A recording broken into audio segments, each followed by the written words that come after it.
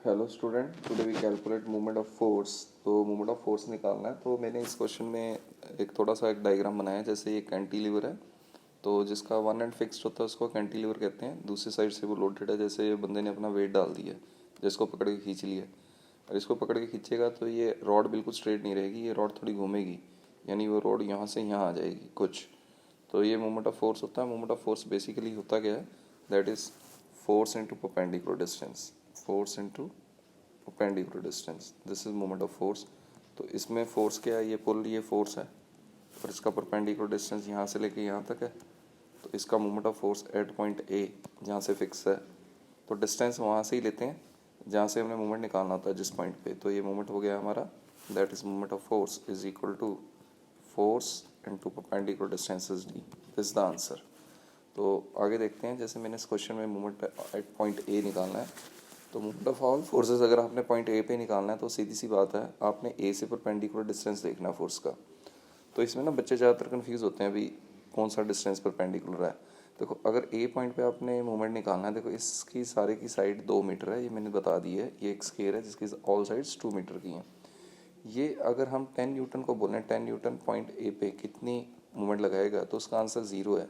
देखो, ये एरो मैं इधर भी लगा सकता था, ये एरो मैं इधर भी लिख सकता था 10 न्यूटन, यहाँ भी लिख सकता था, यहाँ भी लिख सकता था, और यहाँ भी। यानी 10 न्यूटन को अगर हम पीछे खींच के लिख रहे हैं तो एरो यहाँ पर आ जाएगा। तो ये तो कभी भी एरो इधर आ सकता है, ये 6 न्यूटन भी एरो इधर आ जाएगा। यानी 10 और 6 के कारण पॉइंट ए पे कोई मूवमेंट नहीं है, क्योंकि इस फोर्स का इस पॉइंट से कोई परपेंडिकुलर डिस्टेंस नहीं है। ये कोई परपेंडिकुलर डिस्टेंस नहीं है इस फोर्स का, ठीक है। क्योंकि ये तो देखो, एरो मैं यहाँ लगा दूँ, चाहे मैं एरो यहाँ लगा दूँ, चाहे ये एरो यहाँ लगा दूँ, मैं कहीं भी लिख के 6 न्यूटन लिख सकता, तो यहीं मिल गया। ऐसे 10 न्यूटन भी यहीं मिल गया। तो सबसे सिंपलेस्ट मेथड होता है, जो फोर्सेस उस पॉइंट से निकल रही हैं, या उसके अंदर आ रही हैं, या दूर जा रही हैं, उसके कारण मूवमेंट ऑफ फोर्स नहीं होता। यानी ये और ये, इसके कारण मूवमेंट ऑफ फोर्स नहीं हो सकता, क्योंकि ये पॉइंट ए से बाहर या अंदर जा रही हैं। अगर मैं 6 न्यूटन ऐसे भी लिख देता ना, तो भी इसके कारण मूवमेंट ऑफ फोर्स नहीं होती। यानी ये दोनों कटे हुए। यानी अब सिर्फ हमारी 20 न्यूटन और 5 न्यूटन के कारण है। देखो, अब मैं मोमेंट ऑफ फोर्स निकालता हूँ एट पॉइंट ए, तो ये फोर्स कितनी है, 20 न्यूटन। इसका परपेंडिकुलर डिस्टेंस पॉइंट ए से कितना है, देखो यही परपेंडिकुलर डिस्टेंस है। ये 20 ऊपर की तरफ जा रहा है, और ये इसका परपेंडिकुलर डिस्टेंस है, और 2 मीटर इसका परपेंडिकुलर डिस्टेंस हो गया। तो ये 20 न्यूटन, अगर आप इस रॉड को, सारा डायग्राम भूलिए, इस रॉड को एज्यूम कीजिए और ऐसे ऊपर की तरफ फोर्स लगाइए, तो ये यूँ घूमेगी पॉइंट ए पर। तो ये कैसे घूम रही है सर, ये तो एंटी क्लॉक घूम रही है। तो 20 × 2, that is force into perpendicular distance. Anti clock को मैंने पॉजिटिव ले लिया, तो मैं इसके आगे प्लस डाल दूंगा। क्लॉक को मैंने नेगेटिव ले लिया, ठीक है सर। अब मैं डी पॉइंट पे बोलूँ, तो डी नहीं, मतलब 5 न्यूटन के बारे में बोलूँ, तो 5 न्यूटन ऐसे फोर्स है। तो पॉइंट ए से ही इसका परपेंडिकुलर डिस्टेंस देखना, तो ये ही इसका परपेंडिकुलर डिस्टेंस होगा, तो ये 2 ही है। यानी फोर्स इंटू परपेंडिकुलर डिस्टेंस 2 ही है। तो ये घूमेगा कैसे, अब सोचो पहले एक बार अपने आप। सर ये देखो, फोर्स यूँ लग रही है 5 न्यूटन, ये परपेंडिकुलर डिस्टेंस है, ये इसको यूँ घुमाएगा, यानी ऐसे घुमाएगा पॉइंट ए पे। तो ये क्लॉक वाइज है, घड़ी की जैसे घूम रही है, जैसे घड़ी टिक टिक टिक टिक यूँ घूमती है। तो मैं इसको नेगेटिव लूँगा, माइनस डालूंगा। फोर्स है 5, परपेंडिकुलर डिस्टेंस है 2, तो 5 2 जा आ गया 10, 20 2 40, यानी +30। तो +30 मीन्स एंटी क्लॉक वाइज ए पे घूम रहा है, जिसका मूवमेंट +30 न्यूटन मीटर है। यूनिट क्या होती है इसकी, फोर्स इंटू परपेंडिकुलर डिस्टेंस, यानी न्यूटन मीटर। तो बड़ा सिंपल है, इसको मुझे लगता नहीं है आपको समझ में नहीं आया होगा। अभी एक नेक्स्ट क्वेश्चन और देखते हैं। सपोज मैंने मान लिया, ये एक स्केल ले लिया मैंने कहा यहाँ पर एक फोर्स है जो कि 4 न्यूटन है। यहाँ पर मैंने लिखा नहीं फोर्स, मैंने बोल दी ये फोर्स F है, F1। ये हमारा 8 न्यूटन है, ये है फोर्स F2। उसने क्या पूछा, फॉर, अगर ये क्वेश्चन पूरा कपल का है,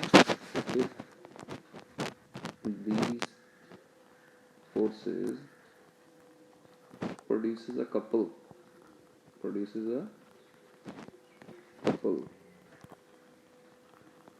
then find F1 and F2। ये तो फर्स्ट पार्ट होगा। सेकंड पार्ट है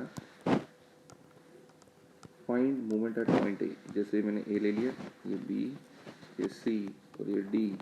साइड ले ली मैंने सपोज 2 मीटर, जैसे पहले भी ली थी स्फीयर की। Find moment at point A, find moment at point A. तो बहुत ही सिंपल क्वेश्चन है ये।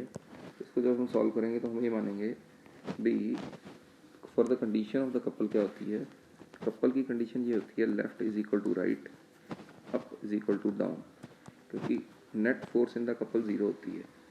Net force in the couple क्या होती है, ज़ीरो। तो अगर नेट फोर्स ज़ीरो है तो यानी ये वाली फोर्स जो कि राइट की तरफ जा रही है, लेफ्ट की तरफ जा रही है, वो राइट की तरफ की फोर्स के बराबर होगी, यानी F1 हमारी 4 हो जाएगी।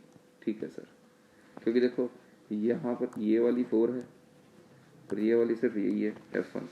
सिमिलरली अपवर्ड फोर्स कितनी है 8, इधर 8 डालेंगे।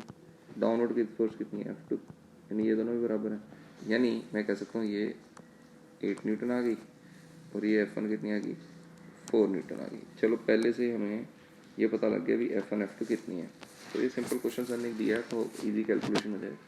फिर आपने मोमेंट एट ए निकालना है। जब आप मोमेंट एट ए इस पे निकालोगे तो आप जो ए से फोर्सेज निकल रही हैं बाहर या अंदर उनको पहले काट दो।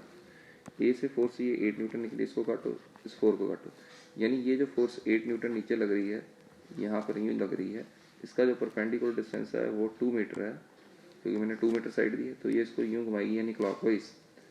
तो मैं लिखूँगा मोमेंट एट ए, तो लिखूँगा 8 इंटू 2, लेकिन किसका, माइनस का, क्योंकि ये एंटी क्लॉक नहीं क्लॉकवाइज है। दोबारा से देखो बेटा, ये 8 न्यूटन यूँ करके यूँ ऐसे ही घुमाएगी ये 2 मीटर डिस्टेंस को, ये वालेट को, ठीक है। तो ये ऐसे घूम जाएगी, तो क्लॉक है।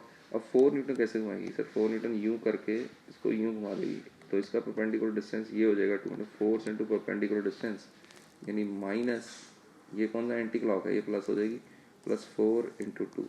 क्लॉक एंटी क्लॉक या क्लॉक समझ में आना चाहिए आपको।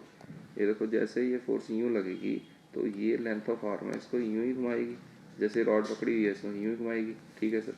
तो ये आ गया 8 2 16, 4 2 8, यानी माइनस का 8 न्यूटन मीटर। तो ये क्लॉकवाइज घूम रही है, क्योंकि आंसर हमारा नेगेटिव आया। तो मुझे लगता है ये भी क्लियर है।